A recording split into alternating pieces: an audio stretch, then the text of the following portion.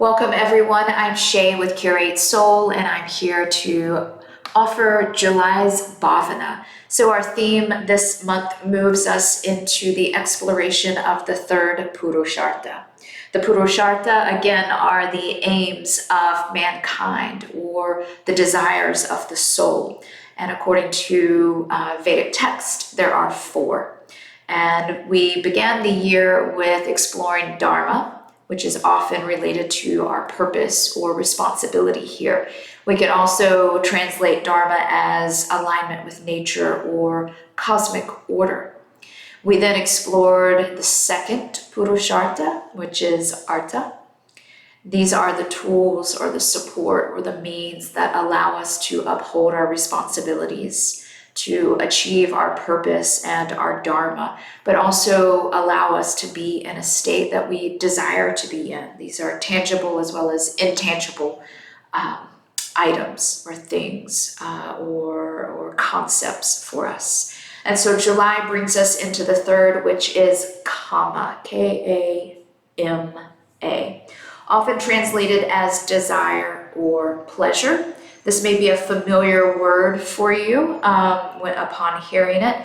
The Kama Sutra is a whole text dedicated to desire or pleasure. And when many of us think of the Kama Sutra, we may relate it to sexual intercourse, sexual pleasure, that sort of intimacy. And that is most certainly a part of the Kama Sutra, but that is just a very small part of the Kama Sutra. There are teachings on how to be in right relationship and create intimacy between you and your partner, but also right relationship with family and others as well. So not just somebody that you are physically intimate with, but just relating, creating that pleasure that we have in relationship in general, just by keeping that company, that fellowship with others that arises. So that takes us into the other meanings of kama. Yes, desire and pleasure,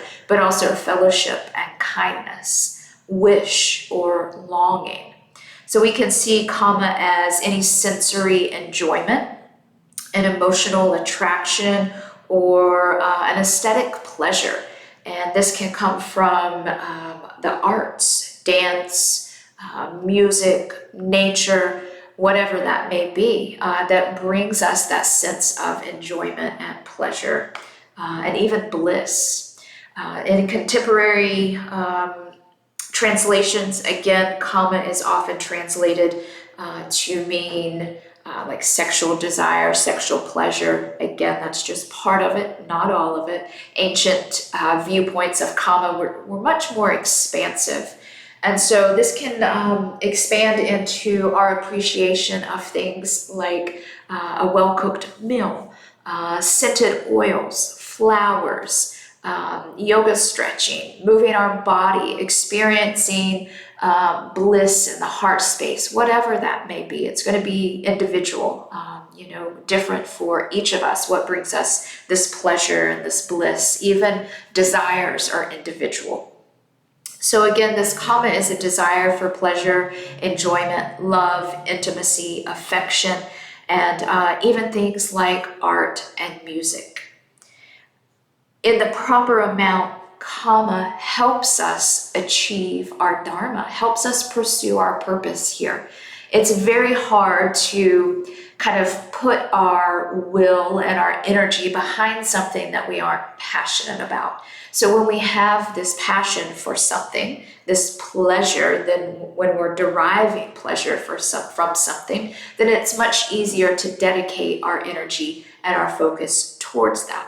And so that's why kama is seen as one of the four aims of the soul, the four aims of mankind, because without it, it's virtually impossible to achieve our purpose, to use the artha, the tools, the support around us to help us uphold our responsibilities, and then to come into this state of liberation, moksha, which we'll talk more about as we enter into the last quarter of the year, but just kind of want to plant that seed of the fourth puruṣārtha, which is moksha, liberation. And so all of these are needed. All of these are tied together.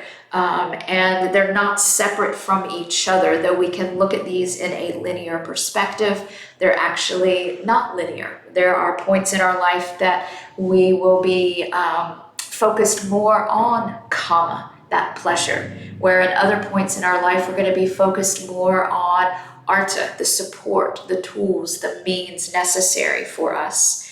And that goes the same for dharma. We'll be focused on our responsibility or purpose, and then even liberation. And so being able to kind of hold these ideas together can help us have this blueprint, this map for our journey. So as we begin to explore kama the next several months, just like to offer the contemplation, what are the things that bring you pleasure? Maybe it is a good hike in nature. Maybe it's watching the sunrise or the sunset. Maybe it's being in the company of a particular person or group of people. Things like a certain movement practice. Do you practice yoga, tai chi, qigong, meditation, yoga nidra? What is it that brings you pleasure? And then notice maybe the things that you desire or wish or long for, because those can be kind of doorways, entry points into what brings you this bliss, what connects you with your purpose or with the artha, the tools and the support that help you uphold responsibility. And just like everything, kama needs to be taken in the right amount. You know, excess kama can lead to indulgence, addiction, sloth, even greed and lust. And so just remembering that, like most things, we have to continue to remain aware and reflect. How does this desire show up? Is this coming from that place in the self, that soul longing, or does it come from an egoic longing where the ego is reaching for something or trying to attach itself to something, looking for value outside of itself? And so this leads me to kind of the exploration of the heart space, the area of the fourth chakra. So this area of the body is associated with the element of air. This is seen as it's also called the anahata chakra, the unstruck sound. The color that is often represented by this particular area is green. And this is the space where the lower chakras and the upper chakras meet, or where Kundalini rises and Soma nectar descends and meets in the heart space. When we think of, often when we think of the soul or the self, if you ask someone where that is located in your physical body, it's more often than not that somebody will say in the heart space. And there's this place in a Vedic text just called the cave of the heart. So it's this deep recesses of the heart where the self, this divine part of us, is located, that is untouched, that is unstruck, but resonates and draws us inward and connects us to that place within us that is unchanging and that is steady. And so when we begin to explore kama and pleasure, what brings us pleasure? What sparks desire? The seed desire is actually in the cave of the heart. It is that desire to know that unchanging place within ourselves, that divine part of ourselves. And so all other desires spring from that. But sometimes we get those desires confused with external desires, and we begin to grasp the things outside of us, to try to know that place within us. And this is where it takes contemplation, where it takes reflection, really kind of finding stillness and moving into that heart space to know where that longing within us comes from. Does it come from the heart space? Or does that longing actually reside outside of us and we're reaching for something outside of us? So this month's practice, as I am sharing yoga asana in class, is really focused on creating spaciousness in the heart, reconnecting us to the heart space, bringing awareness to the center of the chest, and finding that stillness, even after we bring that spaciousness and a little bit of movement, openness to it, setting and resting our awareness in this still space within us, so that we can begin to recognize what desires are really there. What is a true soul-led desire, a soul-led seed desire that's guiding us on this path. This is, again, the home of that Jiva Atma, that individual soul place. This is where we experience bliss and pleasure. So if we have some sort of experience of bliss or pleasure, and we're asked to, again, relate that to a place in our physical body, it's quite often felt right here in the heart center.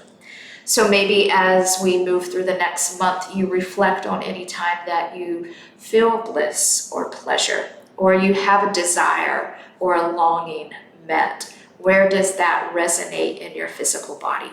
What does that pleasure feel like? And just really begin to explore this idea of karma. We will dive a little deeper into this over the next 2 months, but I hope you enjoyed today's talk. Just a couple notes before I sign off. As you see, the space looks quite a bit different. If you've been with me at all this past few months, you will know that this room is usually pretty full of stuff. The bookshelf usually has all my books on it, but I am in the middle of a move, and so we are beginning to pack things away and make that transition. So today's chat is a bit shorter than normal, and then upcoming offerings, public offerings like workshops, are going to be reduced for the next little while. I will still be taking private clients, so one-on-one, whether we are working with an Ayurveda consultation, conscious living sessions, whatever that is, feel free to reach out. My books are still open for the time being. I will close those because not only am I going through a physical transition, moving to a new home. I am staying in Savannah, by the way, but I will also be diving deeper into yogic studies. It is time for me to sit at the feet of a particular teacher that I've been studying with for almost a year now, and so to dive back into really being a student and being guided by a teacher, and I'm very excited about that. But with that being said, I need to have the space to focus on that, and also let it integrate, to embody these teachings before I am out offering this new knowledge and new wisdom that has been so generously shared. So some of that will pause. I'll still be teaching public yoga classes, and I plan on being a part of the faculty of a local teacher training. But as far as some workshops, that will probably take a bit of a pause, especially in the autumn, except for the one retreat that I will be sharing an Ayurvedic session, as well as a community cooking class where we'll be cooking together, and then also enjoying Ayurvedic dinners, meals. I get to prepare for those that are attending the retreat. That is here on Tybee Island in Savannah, so at Tybee Beach. And if you are interested, I will put information in the newsletter. So check out the newsletter. Link is below if you are finding this via YouTube. But thank you again And if you have any questions, any feedback, any shares from your experience as we are exploring the puruṣārtha this year, please don't hesitate to reach out. I would love to hear from you. And as always, I really appreciate your time and energy and your presence here with me. See you soon.